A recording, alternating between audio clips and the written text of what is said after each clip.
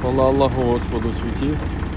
Зимова кампанія підтримки 2025-2026 продовжується.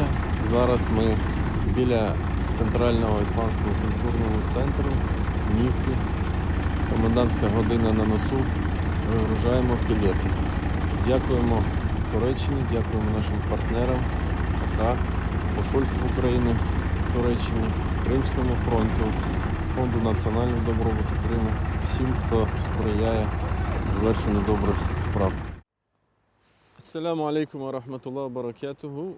Ocak ayı Kiev şehrindeyiz. Gece bu peletler geldi. Elhamdülillah kış kampanya yardımcısı devam etmekte.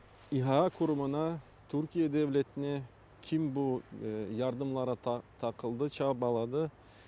Kalbimizden teşekkür ediyoruz. İnşallah bu peletleri aileler kullanacak, İslam Kültür Merkezi kullanacak.